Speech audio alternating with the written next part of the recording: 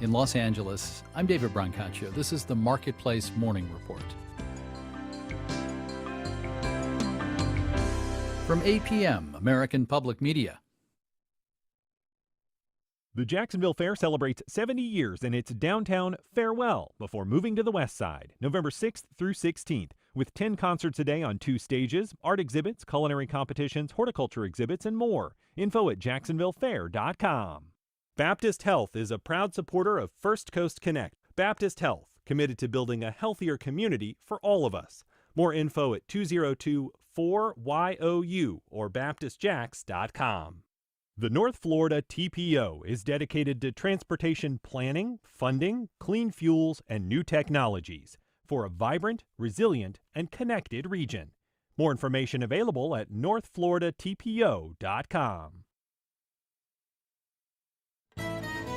This is WJCT News 89.9 Jacksonville. Up next, national and local news from NPR and the WJCT News team.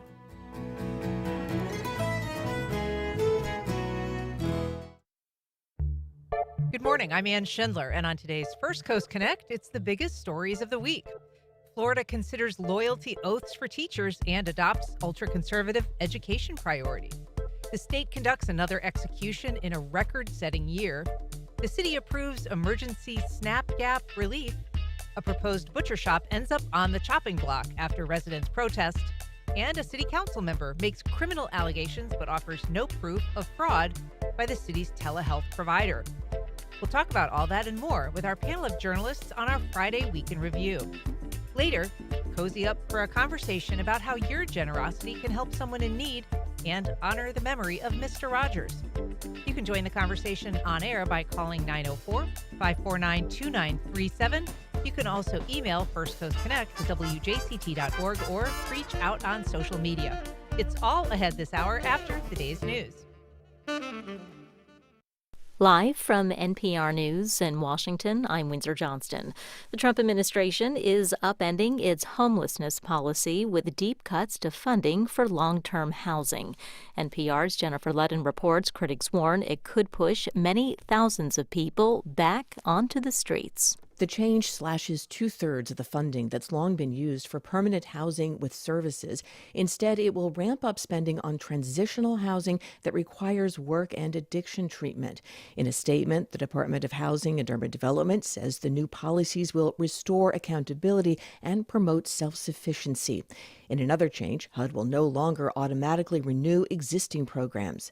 Advocates to end homelessness say the timing of this major overhaul is terrible. Starting in January, it will leave many places around the country with no federal funding for months. They estimate it will put 170,000 people at risk of losing their housing again. Jennifer Ludden, NPR News, Washington. Air travel is picking back up after the government shutdown, but it will take some coordination to get everything fully running again. NPR's Joel Rhodes reports airlines say they're ready to move fast once air traffic control is completely staffed. Airlines seem pretty confident that they can ramp up quickly. I mean, once the air traffic control situation is stabilized, maybe within just a few days of getting the word from the FAA. Chris Sununu is the CEO of Airlines for America, the industry trade group. He addressed this question on a call with reporters yesterday. Sununu says it might take up about a week for airlines to get back to full pre-shutdown normal, as he put it. But he is optimistic that they can get there before the Thanksgiving holiday rush that begins in earnest next week. NPR's Joel Rose reporting, according to FlightAware.com, airlines are reporting more than 600 cancellations in the U.S. today and more than 500 delays. 2 families of babies sickened in a botulism outbreak are suing the formula maker behind a nationwide recall. NPR's Amy Held reports they allege the product was defective and the company was negligent. Most babies in the U.S. rely on formula at some point. I have to trust what's on the label. I have to trust where I'm getting it. Stephen Dexter of Flagstaff, Arizona, said that trust was broken after his 4-month-old daughter had ByHeart Whole Nutrition infant formula and grew weaker and sicker. Then I came home from work and she was sleeping and went to pick her up to feed her and I couldn't wake her up. Hospitalized for weeks, she was diagnosed with infantile botulism, part of a broader outbreak, the FDA says, that includes at least 15 babies who drank the formula across a dozen states. Dexter is suing ByHeart, seeking payment for medical bills and distress. ByHeart is expanding its recall as the FDA investigates. Amy Held, NPR News. You're listening to NPR News from Washington. You're listening to WJCT News, 89.9 in Jacksonville. I'm Stephen Ponson. It is 9:04. A local doctor is expressing alarm over a proposal by health officials in Florida to end many childhood vaccination mandates. Surgeon General Joseph Ladapo, backed by Florida Governor Ron DeSantis, announced a plan back in September to end required school-age vaccines for diseases like hepatitis B, chickenpox, influenza, and meningitis. Local board-certified medical doctor Nancy Stotts told Duval County's legislative delegation this week the Surgeon General's proposal is both radical and unscientific. I actually believe Dr. Ladapo should be removed from office, but absent that, I would ask you to please resist removing vaccines. This proposal must be stopped before it's too late, before we are burying our babies. Ladapo has said the state health department can scrap some vaccine mandates while others require action by the Florida legislature. And even though he didn't name any specific vaccines, he repeated several times that the effort would end all of them. A 27-year-old Putnam County inmate has been recaptured after escaping yesterday. Eddie Tripp from Palatka, who'd been arrested on charges of aggravated battery and kidnapping, had fled during a medical appointment. Until he was recaptured, St. John State College and a few schools in the Palatka area were on lockdown for safety reasons. We'll have dry and comfortable temperatures to end the work week here in Northeast Florida. Highs in the mid-70s inland, lower 70s out at the beaches. Then, during your Friday evening plans, temperatures will fall into the 60s. Support for NPR comes from NPR stations. Other contributors include the John D. and Catherine T. MacArthur Foundation, recognizing extraordinarily creative individuals whose ideas, solutions, and discoveries expand people's expectations of what's possible. macfound.org.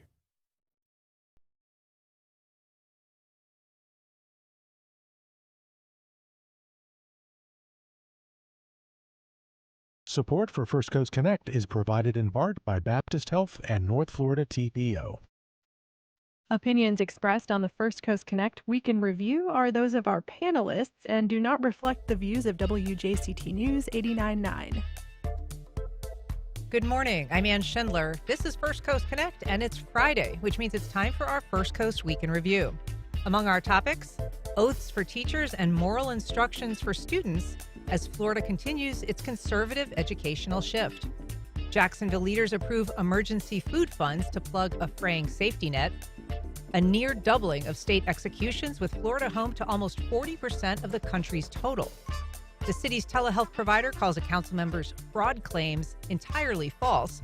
And a small-scale slaughterhouse pulls back plans for a Beach Boulevard facility. To talk about all that and more, I am joined by David Bauerlein, Metro reporter at the Florida Times Union. Good morning, David. Good morning, everybody. Frank Powers, former assignment manager at News for Jax. Good morning, Frank. Good morning. Thanks for having me, and thanks to veterans on this Veterans Week. Oh, very nice. Also joined by Robin Lum, former Jacksonville City Council member. Robin, thank you and welcome back. Thank you for inviting me. And Anthony Austin, anchor at First Coast News. Good morning, Anthony. Good morning, Ann. So nice to see you all today. I want to start off talking about the Department of Education announcement yesterday that it'll be the first state in the country to adopt the so-called Phoenix Declaration. This is a creation by the conservative think tank, the Heritage Foundation, which is the group, of course, behind the 2025 playbook for Republican leaders. And so this announcement was made yesterday, a unanimous adoption. David Bauerlein, how does this fit into sort of the overall picture in Florida and Florida's educational system? Yeah, well, obviously the part about school choice is something that really has already been underway in Florida for a while in terms of this idea that the education funding should follow the child. So I don't think this changes that part of the equation in Florida, which every year that moves further and further in terms of how education policy is set in the state. Now, some of the others in terms of what teachers say or don't say or how they teach, I mean, I know that has come up before. I'm not sure. I was reading through the Phoenix Declaration. I think if I were a teacher, what does it exactly mean to be able to follow some of these prescriptions here? So I think that's, it's obviously going further, I think, in terms of sort of setting the stage at the state level for not only the curriculum, how the curriculum is presented, to what extent teachers can sort of follow themes or not follow themes. So I suppose that may be a change in terms of how that moves forward. I was reading through it. I mean, we can maybe get into some of the bullet points, but one of them was citizens should teach citizenship, civic virtues, and knowledge for self-government. I think that's something everybody would agree with. Some are a little vaguer. So there's kind of this list of priorities, right? And it starts with parental choice, as you say, and transparency and accountability, which sounds terrific. The third one they list is truth and goodness, which sounded a little vague, but the description sort of says education grounded in objective truth, free from ideological fads, and oriented towards the pursuit of the good. Robin Lum, that seems like that might be a little open to interpretation. Pursuit of the good. It is, but it could also be open to a number of interpretations that aren't necessarily binding on teachers. So pursuit of the good, that could invite some very healthy discussion in the classroom. So as far as objective truth is concerned, you're going to have a lot of debates as to what constitutes objective truth. Sure. But as opposed to moral relativism, yes, I would support that approach. Other priorities: cultural transmission, character formation, and then kind of second to last on the list, Anthony, academic excellence, which seems like maybe a low placing for a set of priorities promulgated by the Department of Education. But this is something that, they've made clear. They believe that shaping the child might be more important than transmitting sort of specific knowledge or curriculum. Right, and for that pillar for academic excellence, it says that schools should prioritize proven teaching methods and a content-rich curriculum rooted in foundational subjects or fads or, quote, experimental teaching methods. Now, a lot of critics of this, especially a lot of teachers who are against this and they're not fans of this oath, they say we already do that in the classroom. We already work with students. We work with parents to provide them the best education as possible. In fact, the Florida Education Association, they came out against this saying, quote, the board should focus on what students actually need, fully funded schools, solving the teacher and staff shortage, and making sure every child has access to a strong public school in their own neighborhood. And they say that should be the priority right now. They say they already do what this Phoenix Declaration already says, so why should they be forced to sign it? Yeah. I think along those same lines, Frank, this loyalty oath that Senator Clay Yarborough is proposing, which basically would, require teachers, including, pre-K teachers, to sign or to swear an oath to the Constitution and, affirm their kind of belief in the system, also their qualifications to teach.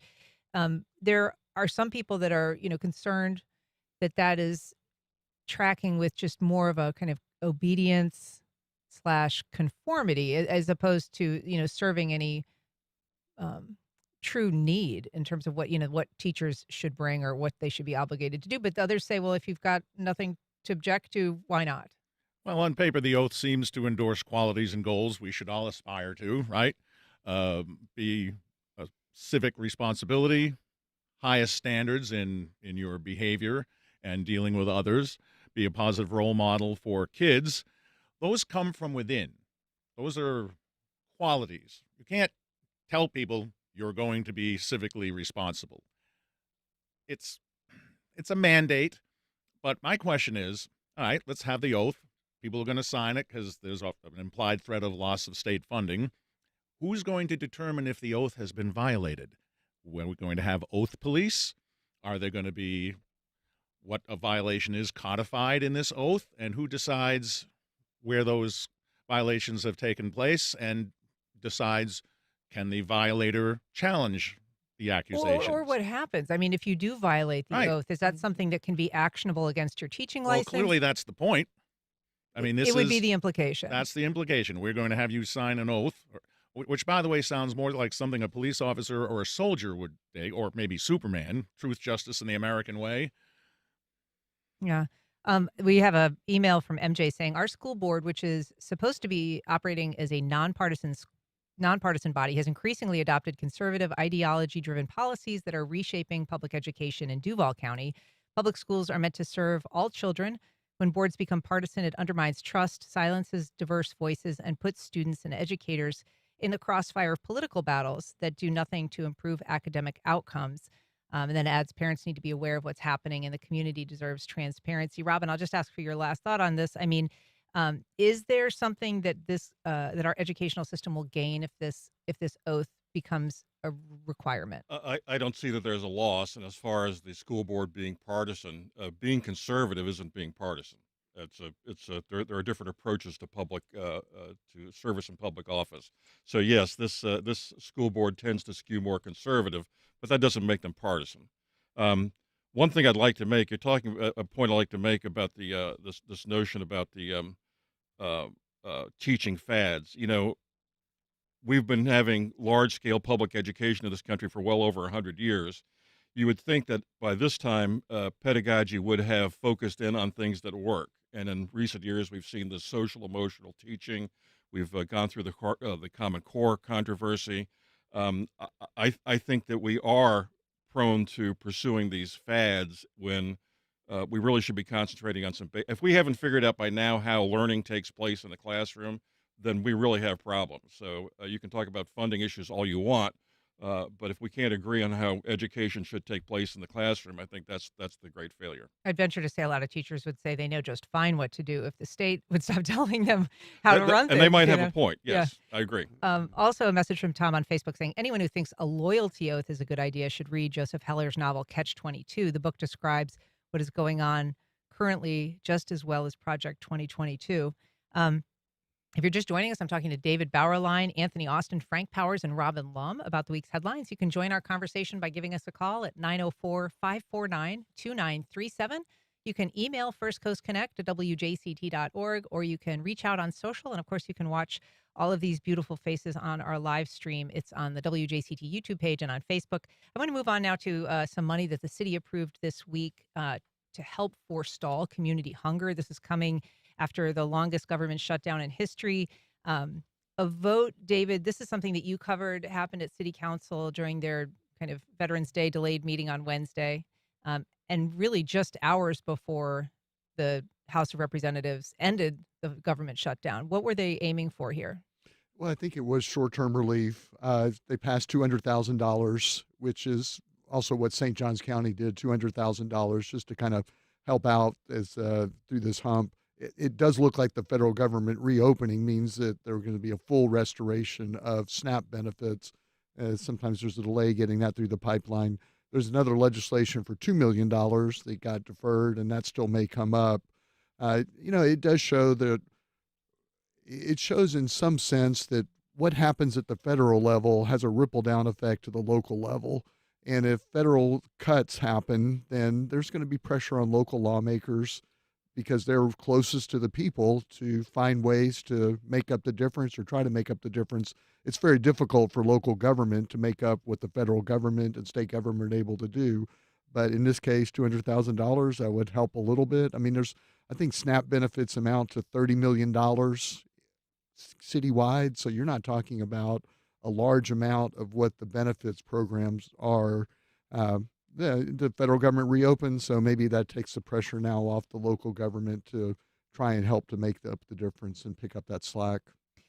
Anthony, this was something that David mentions, our lawmakers being close to the citizens who are experiencing this. And we heard some of those stories at the meeting. Ron Salem, who proposed this $200,000 version of the emergency funding, said that he had attended a food drive at Regency Square where 800 cars were pulled up. Ultimately, he said that people started lining up at 4:45 a.m. for the drive, and it didn't start until 10 in the morning. Exactly. And I was about to say that, in my line of work, and especially being a consumer reporter and advocate for our channel, I see a lot of people who are constantly in need. Even yesterday, the Bethel Church near downtown Jacksonville, they started a SNAP pantry. And yesterday we went and the line was stretching for blocks.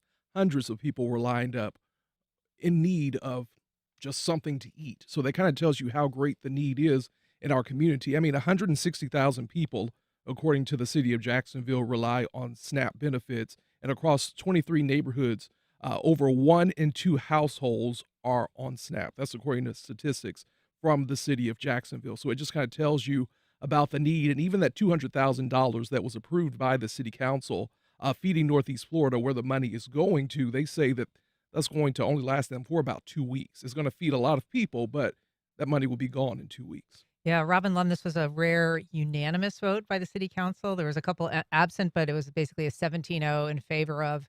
And so there are some things that even in a very divided city government can bring together even very different sides. I think they learned their lesson from back during the budget hearings when they tried to zero out funding for Meals on Wheels. That blew up in their faces. So this makes sense. That $200,000 somebody said would feed 25,000 people.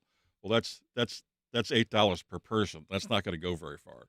But this is the kind of thing they should be doing. I'm surprised that Feeding Northeast Florida isn't a line item in the budget.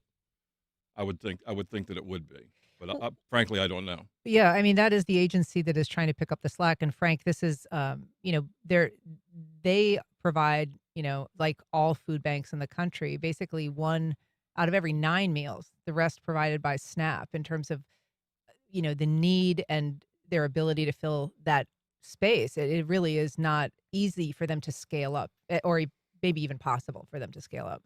Well, Feeding Northeast Florida and all the other food banks literally put out an emergency call a couple of weeks ago, and they thought SNAP was going to go away for an undetermined amount of time. The need is great, as Anthony points out.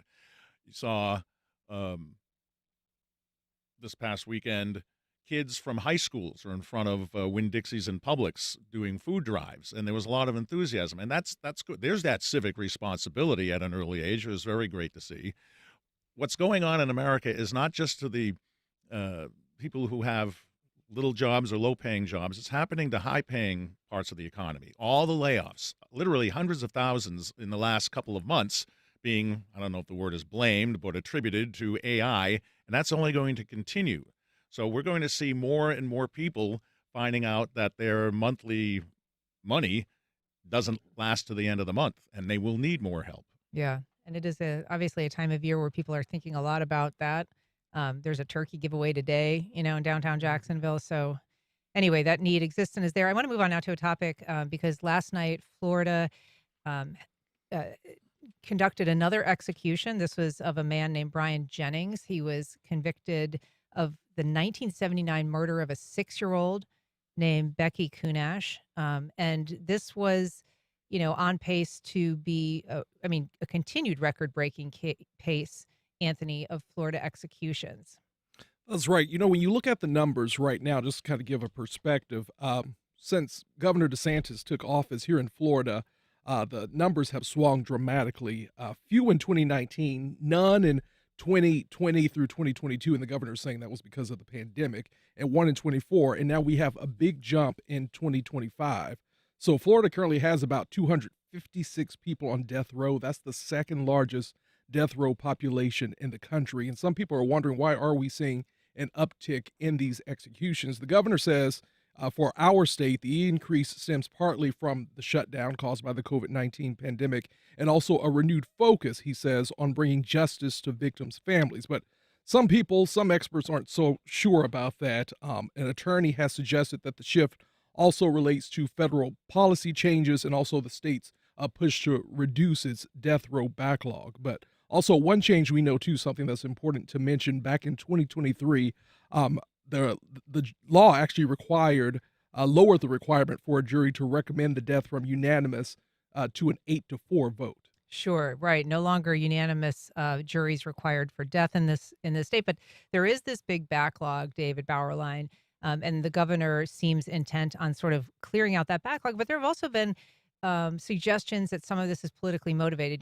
This execution that was held of this man who killed 6-year-old Becky, Brian Jennings, that death warrant was signed almost just an hour or two after this kind of very public social media spat between our governor and the state of Kentucky because they had released another murderer of a 6-year-old who'd come to Florida and been rearrested. And there was sort of this jostling back and forth about, well, Florida has the cocktail. If you want to borrow it, Kentucky, we can do, executions here. And almost immediately, the governor signed that death warrant for this other 6-year-old killer. There's people who say that there's sort of a measure of politics in this. Well, I think crime always is political in terms of being tough on crime, being, the idea of carrying through these sentences that have been on the books for a while. So, yes, I would say that, I would think it would be difficult in the state of Florida to run for a statewide office and say you oppose the death penalty. So politically, it's an issue that works for somebody who's willing to say, yes, I believe in the death penalty. I believe in enforcement of it. I believe that we should carry out these death sentences.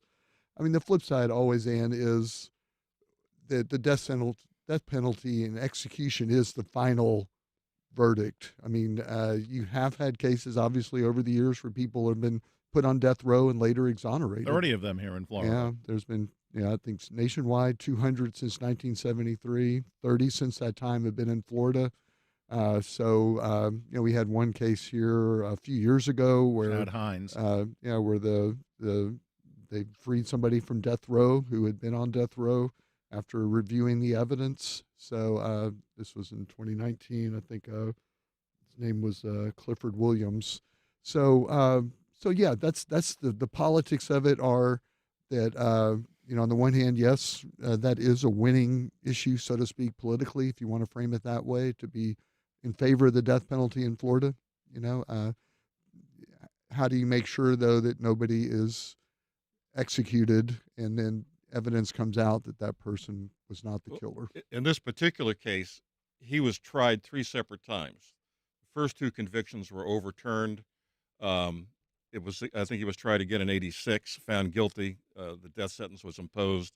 I think what people are concerned about is here we have this backlog of 258 people on death row, and we may have 18 executions this year when we've had only about 6 or 7 in the previous 5 years.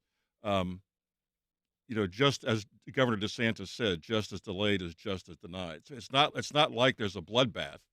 I mean, these people were duly sentenced, and the sentences need to be carried out. And the pace that Florida is on right now, we should say it will be by the end of the year. It's 18 is right. what we're on There's track 2 more to. warrants to be executed. 2 more. Currently this year, both Texas and Alabama just have 5 each. So Florida's current 16 going on 18 is well ahead of most other states that carry out executions. But I want to ask you, Robin, because one of the concerns was that this man, when he was killed, when the death warrant was signed, didn't actually have a state provided lawyer at the time. And that is, a violation of sort of the rules, the way that things are done. And so, yes, justice delayed, justice denied, but this guy's been on death row for 50 years. What's the hurry? You know what I mean? Like, what is the hurry that would justify circumventing the rules and sort of the process that's in place to ensure that this is done fairly, equitably, and with all of the things, all the boxes checked? If you've had checked. 3 trials, you've had due process. The sentence was imposed. At this point, other than this requirement, I'll call it a technical requirement, that he have some sort of legal representation at this stage in the process, is there a real reason that the execution should have been delayed? I mean, 3 trials doesn't necessarily suggest a perfect system, right? 3 trials suggest that things went wrong in the previous 2. And usually what goes wrong are jury instructions, things like that. So 3 trials, 3 convictions, the imposition of the death penalty 3 separate times. In 1986, it stuck. After 40 years, I'm assuming he's exhausted all his appeals. So what do you do? Yeah. Carry out justice. So at no point in this process did anybody say he didn't do it. He did it. The evidence was overwhelming. Right. He is the worst of the worst. He's a Donald Smith. He's a Jared Harrell. People who are in our society and prey on the young and the defenseless. That's evil, and we are better off for having evil off this planet. And Frank, this is something we should say. I mean, you don't take executions lightly. You've witnessed 4 executions in your time as a journalist, including 2 here in Florida, including Florida's last electric chair execution. That would have been Alan Tiny Davis, who killed 3 people, a mother and her 2 children. And I'm glad you mentioned the name of Becky Kunash at the start, because we have to remember the victims, because too often they get lost in this. That woman and her 2 children who were murdered that night by Mr. Davis, Catherine and Christina Weiler and their mother Nancy, were butchered. I wasn't here then. I know police officers who were there that night, and they were crying what they saw inside that house. He was brought into the chamber in 1999, a big guy, like over 300 pounds. Tiny, his nickname. Tiny. Yeah. And they asked him if he had any last words. He said no. They put the hood over him. He starts crying, and then the execution is carried out. What made that thing the last use of Old Sparky is because he was so big and had so many medical conditions, he was on blood thinner. So when electricity hit him, a blood vessel ruptured in his skull, and blood came pouring out from under the black hood under his white shirt.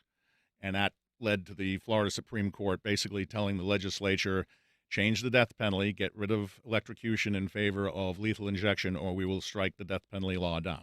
As barbaric. And they did it. Well, one of the concerns, I mean, in addition to the fact that it was kind of this very bloody and sort of, visually horrific execution. It's hard to forget. Yeah, but what was also the fact that his chest continued to rise and fall for some time after the power was cut, as in he appeared to still be alive. It's called agonal breathing. There was, after the Pedro Medina execution, which that was the other botched one in which the sponge on his head caught on fire because it wasn't sufficiently salinated. They were hearings, 2 sets of hearings here in Duval County, and it was ruled that when that electricity hits your brain, that's it, instantaneous. I mean, there may be some physical manifestations of agonal breathing, but the brain is gone. All right, we've got a call from Sally in Springfield. Good morning, Sally. Go ahead. Yes, good morning. Thank you. I just wanted to say I feel for the victims. I'm not diminishing their suffering, but the death penalty is barbaric. I had to actually turn the volume down when the gentleman was describing what happened, and next time, please, fair warning to the rest of us. When you're talking about that, I think it's barbaric, and I think it's unbelievable that Florida is 40%, did you say, of the death penalty? I think it should be abolished. I don't believe in it, and I know that the panelist who's condoning it, has his opinions about it as far as the law is concerned, but it is barbaric. We should not be doing it. Thanks for your thoughts, Sally. And Americans' opinions about the death penalty are shifting gradually but steadily against it.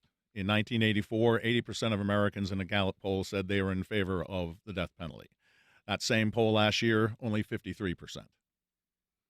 I just want to throw out one more issue that has been troubling to people who are critical of policy surrounding this process, and that's sort of this lack of transparency.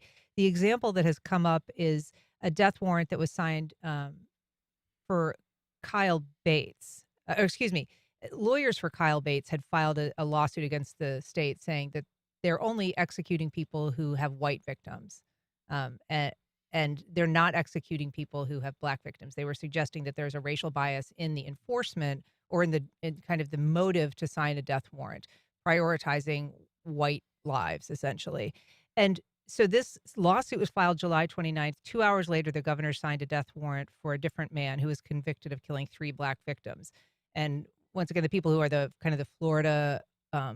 Floridians for alternatives to the death penalty saying this appears to be a politically motivated death warrant signing in reaction to this lawsuit to sort of justify and to boost the numbers of people who've killed black victims by choosing someone on death row who had 3 black victims and sort of trying to create some parity there. David, I don't know if that's too in the weeds, but people are saying, look, if we just knew more about how the governor made his decision, what the process is, who he's prioritizing, what the threshold is for somebody that's been on death row for 50 years and then suddenly gets a warrant for death, that there might not be questions. Yeah, I think those are legitimate questions to have answered. What is the process when you have this large pool of people waiting on death row? Is there some process in place for, okay, this person's been through all the appeals, this person has it's been this amount of time since it? Is there a standard for saying, well, we feel like there was you always have to meet the standard of proof beyond a reasonable doubt, but there was some level of certainty in this particular case in terms of what was proven in court. I think those are all legitimate questions. And yeah, why this person as opposed to that person is being selected to go have the ultimate punishment administered to them. All right. I want to take a call from Linda in Mandarin. Linda, go ahead, please. Yes, I think earlier there was a gentleman on your panel that said the guy that got killed was the worst of the worst and preying on young children. Well, in the media today, we have a lot of people showing up that were taking advantage of young children, and a lot of people got bypassed. I'm not condoning that. But the rules are there for a reason. And in this current environment where we're asking teachers to take oaths to the Constitution when our leaders don't follow the Constitution, we need rules to constrain power. So the governor is making his, in the middle of the night, he's assigning who gets executed tomorrow.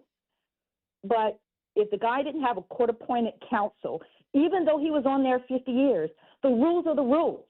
If he's the worst of the worst, then he'll be the worst of the worst next month when he gets court-appointed attorney. We need to follow the rules because later on, if you don't, then somebody who doesn't even have counsel or is mentally deficient will say, well, he's not a good person or he's committed a crime and we've proved it once, even though it's been overturned. So let's execute him because if we do that, there's a lot of rich billionaires that should have that same standard if they are these pedophiles out here. So let's just calm it down and follow the rules. They're there for a reason. Thanks. Thanks, Linda. We also have a call from Tom on the west side. Good morning, Tom. Go ahead. Good morning to you, too. Just wanted to say that scientific evidence has shown that cross-cultural witness identification is almost impossible. And most of these death penalty cases involve cross-cultural witness identification. So there's some serious problems, and there may be more innocent people on death row than we even realize. Thanks, Tom. I appreciate your feedback. I want to move on now to an issue that came up in City Council once again. But this was the meeting of the DOJ committee, which is created much like the other DOJ committees at the state and federal level to root out waste, fraud, and abuse. This was driven by a single council member's claims about fraud.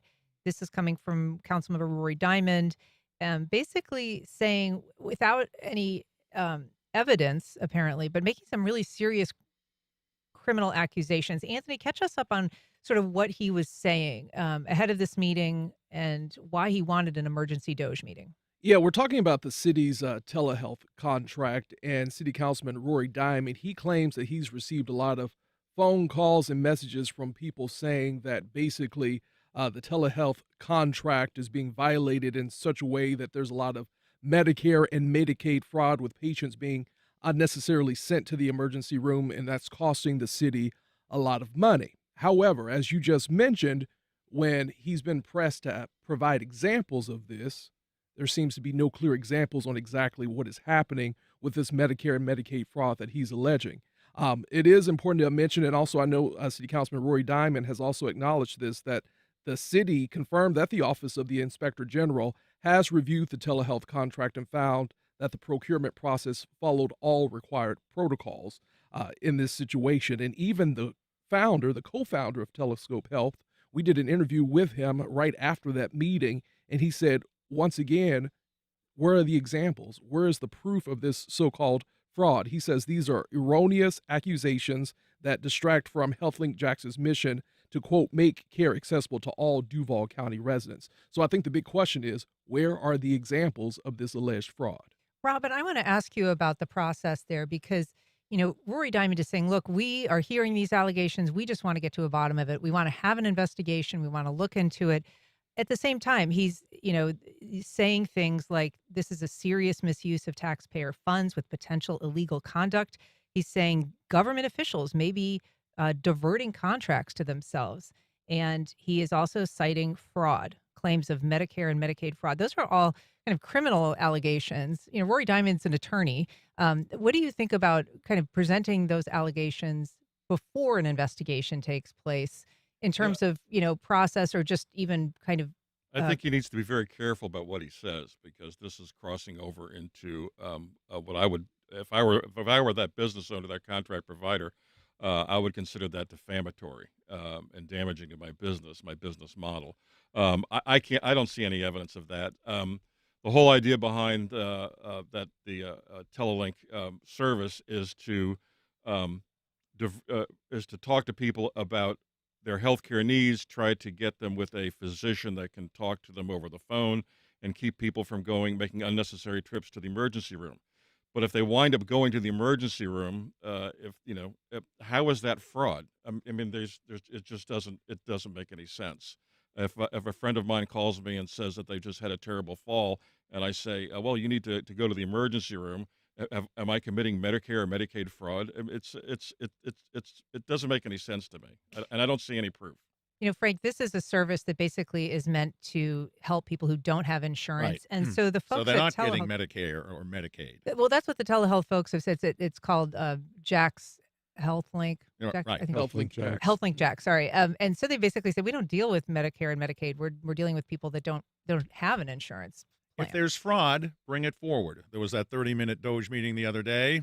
No allegations of any specificity were brought out. Mr. Diamond has made it clear that this is not political. Well, in my experience, when somebody says it's not political, guess what? It's political. He said, well, I was part of the JA thing. All right, so what happened then? He sent out subpoenas. So he knows how to do it, send out subpoenas. And as for his claim that a company would come forward and do what Jack's Health Links is doing without being paid, I'd like to see that. And by the way, Diamond also removed himself from the JEA investigation at one point when things just started heating up. That's when he removed himself from that role he was playing. And I was going to say, Ann, I think that the company's response has been that the allegation of Medicaid or Medicare fraud, since they don't have any Medicare, anybody who's on Medicare or Medicaid, they can't bill Medicare or Medicaid in the first place. So that's been their response there. And the other one about transporting or transferring or directing people to hospitals, the HealthLink Jacks program isn't set up to do that either. It's set up for people to not go to hospitals when they don't have an emergency situation. And Telescope says they've saved the city $11 million by not sending people to the emergency rooms unnecessarily. Right. I think that Rory Diamond maybe doesn't dispute the savings, but David, and I don't know if you know this, but his assertion is that this service either could be free or it used to be free or it should be free, this sort of free alternative telehealth service. He says he Googled something and it does exist. Is that something that has been discussed at any depth at the city level?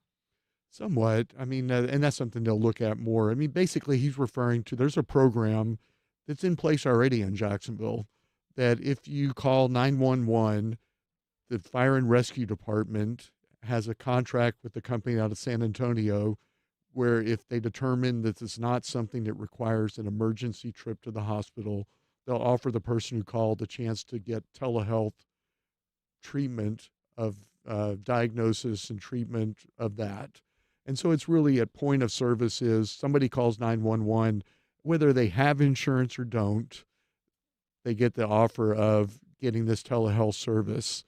And it is free to the city because the company makes its money by then billing the health insurance company for the service.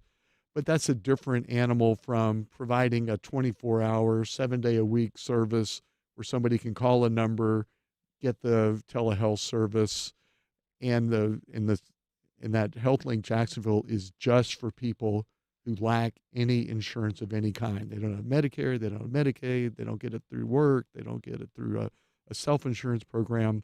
So they're two different programs and two different concepts. So, they are, in the words of Telescope Health, apples and oranges. And I think the company that also provides the service to the fire department would probably say, they're not the same program. Whether one can be melded to the other, I mean, that's something they're going to look at. Yeah. All right, I want to move on, but if you'd like to comment on this week's news, we want to hear from you. Give us a call at 904-549-2937. You can also email firstcoastconnect@wjct.org, or you can reach out on social media. So as our final topic, I want to move on to this butcher shop that was not, a butcher shop that was proposed, and that request has been withdrawn. Apna Bazaar is a grocery store on Beach Boulevard. It's kind of right by 295 across from Starbucks. And Frank, And across from an Arby's, ironically. well, I noticed that. I was thinking, okay, so they're directly across the street from Arby's. We have the meats. They're right across from Winn-Dixie, the beef people. And yet, this was a very controversial proposal to create a sort of small-scale slaughterhouse adjacent to this grocery store that would be processing animals by kind of according to Islamic law, so that they were either killed in a certain way. It's called halal preparation. So that is not going to happen. This is the second time the company has tried Right, to. they tried it up on the north side a couple of years ago, met with the same NIMBY outroar, and people on Cortez Road rose up and raised all types of issues there. Now, I went to the Planning Commission, and they deadlocked 3-3, and that lack of a recommendation was going to go to LUZ, that's Land Use and Zoning, and that would have been quite the hearing, which you can only imagine how that would turn out. I don't know, it just, everybody eats meat. A lot of people eat meat. I know. My daughter's a vegan and keeps trying to convince me not to eat meat, but people like their meat. But to put a abattoir, with credit to Monty Python, there, who thought that was a good idea? You know what NIMBY means, right? Not in my backyard. Well, in this case, it's no industrial meat butchering. Yuck.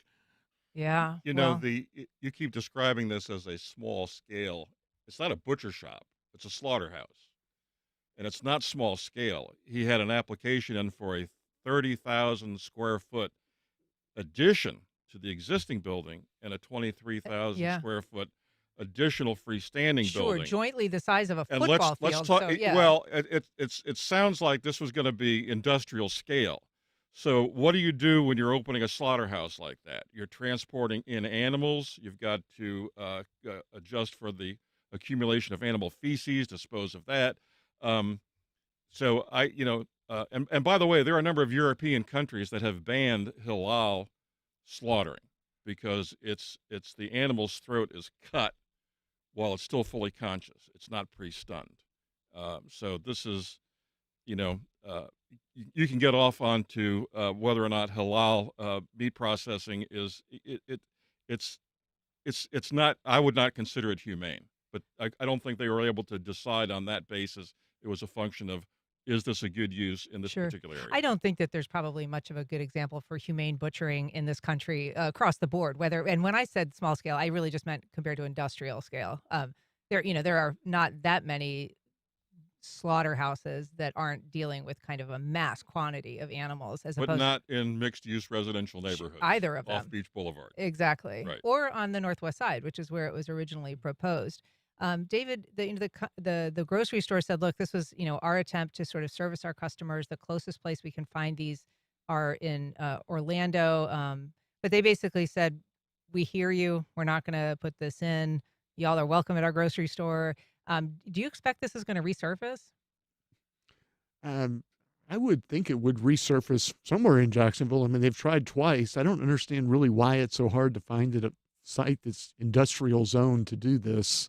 In terms of not needing a zoning change. But I do think part of it is, they would need to find a site, I think, somewhere that is not close to a residential neighborhood. That certainly seems to be the case there.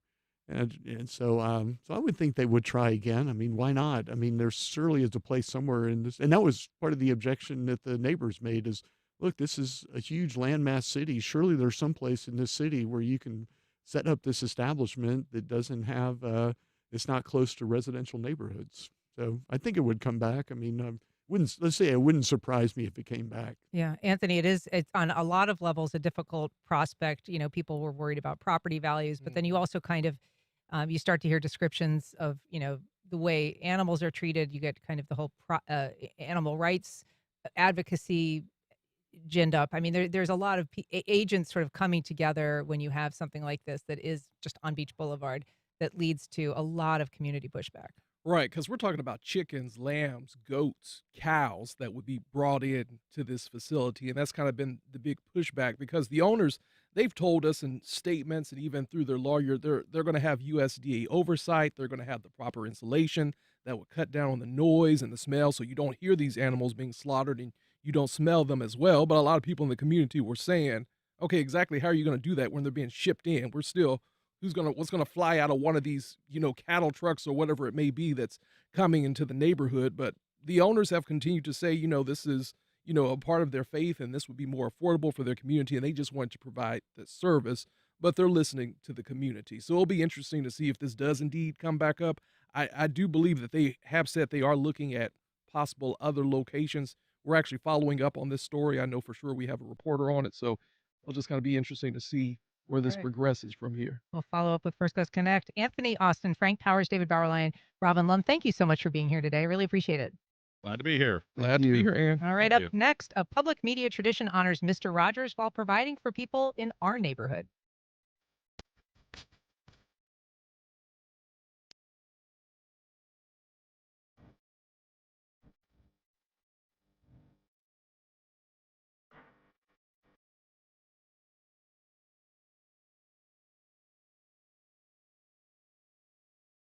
Life South Community Blood Centers, providing blood and patient services to the local hospitals, serving patients in this community. Donating blood with Life South helps save lives. More at lifesouth.org to find a blood drive near you. Terrell Hogan Law. I'm Wayne Hogan. When people are hurt through no fault of their own, finding the who, what, when, where, why, and how that led to the accident is critical to proving the truth. More at terrellhoganlaw.com. For more than 40 years, he's brought to life the stories of America.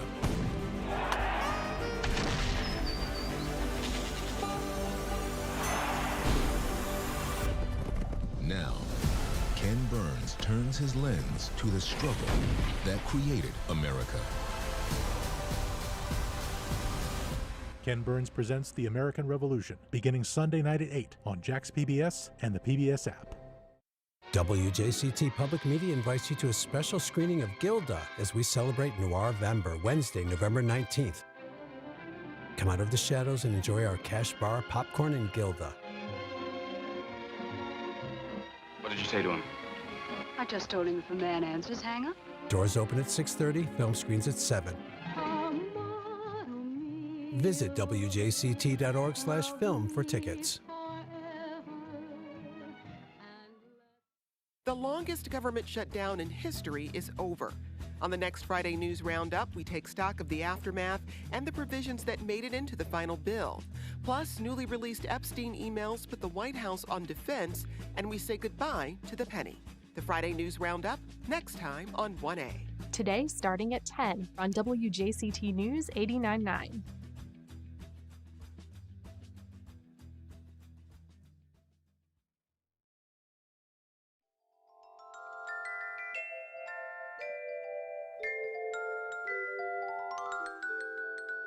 Welcome back. Well, every year, WJCT honors the legacy of a man who epitomized warmth and generosity. Fred Rogers, whose beloved PBS show helped shape kinder kids for more than 3 decades, created the annual Mr. Rogers Sweater Drive to create and encourage the spirit of caring. Here to tell us about the 23rd annual drive hosted by WJCT Public Media is Darren Cook, Vice President of Consumer Sales for the Sudduth Company. Good morning, Darren. Good morning. Thanks for having me. Thank you for being here. We're also joined by Paul Stassi, CEO and Executive Director of the City Rescue Mission. Paul, good morning. Hi, good morning. Thank you for having us here today. And we're also joined by Kamal Gasper, our friend at ViStar Credit Union, where he works as the Vice President of Community Engagement. Welcome back, Kamal. Yes, it's always great to be here. Well, it's great to have you. So, Paul, this has been a reminder this last week of, the need, right? This has been a really cold week. the need for winter clothing, especially for those who are less fortunate.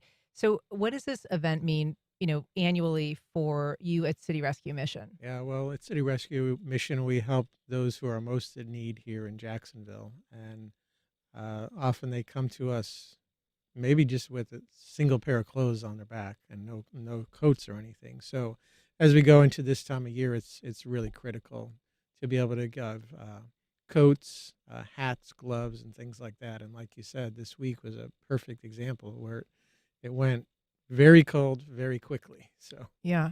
And so this drive includes items, some of which you mentioned.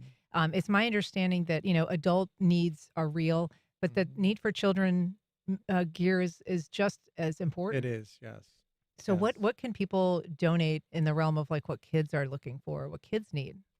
Well, I think it's the same thing. It's the coats, the jackets, the hats, the gloves. Blankets, all of this Right, sort of blankets, gently right. used. And then you also accept if they're new, things like Oh, socks sure. and underwear. Yeah.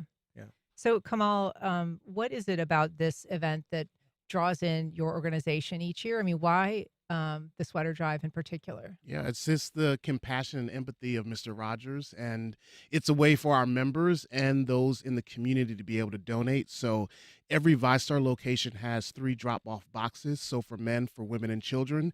And so it's a great way for our members when they're doing business at ViStar or those in the community that just want to donate. But it also aligns with our purpose to do good. Our core values are to lead by example, and we're a credit union, but we make sure that we give back to the community. So it's a great place for anyone to live, work, and play. For those that you think for the individuals, you may think of them as being homeless, but there are individuals that are unsheltered, that are unhoused, and those that are living paycheck to paycheck, need these warm weather items as cold weather season approaches.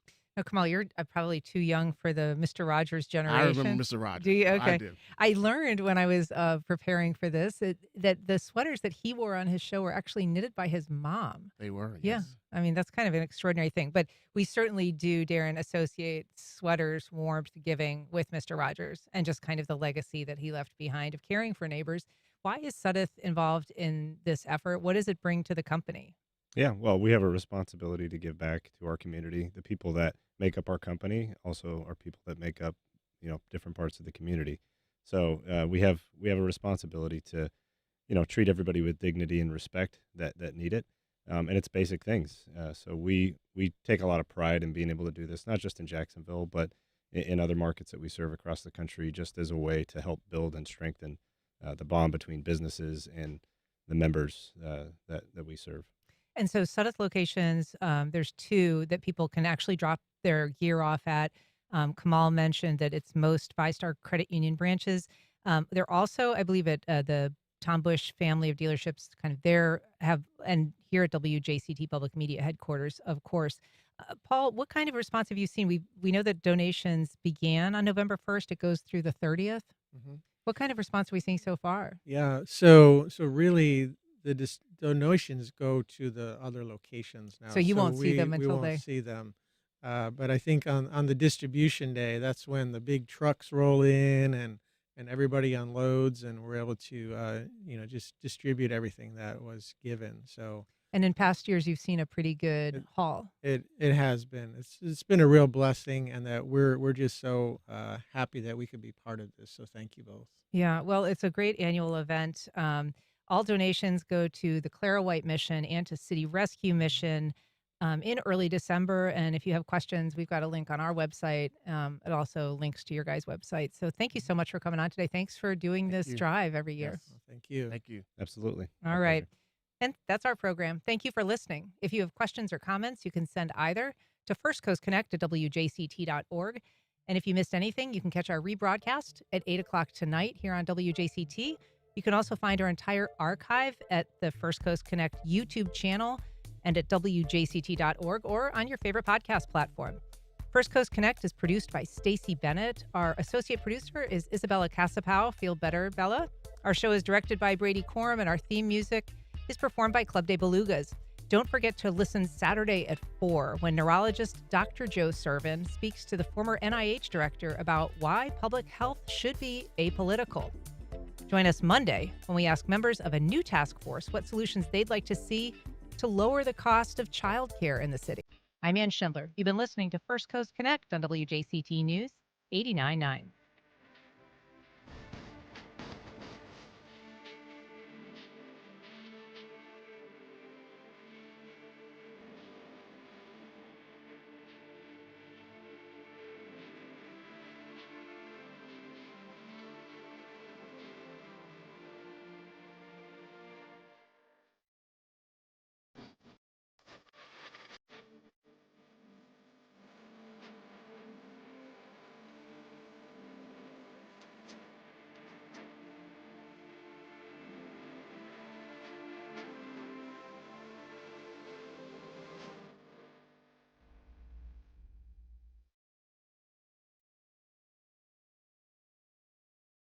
Support for First Coast Connect is provided by Baptist Health and the North Florida TPO. The North Florida TPO is committed to shaping our transportation future. We're focused on planning, funding, clean fuels, and new technologies for a vibrant, connected community. Learn more at northfloridatpo.com. Baptist Health is a proud supporter of First Coast Connect. Baptist Health, committed to building a healthier community for all of us. More info at 202-4YOU or baptistjacks.com. Congaree & Penn, dedicated to agriculture and culinary endeavors, offering field-to-fork dining and outdoor experiences on over 300 acres. Sip, dine, explore. Information at congareeandpenn.com. This is WJCT News.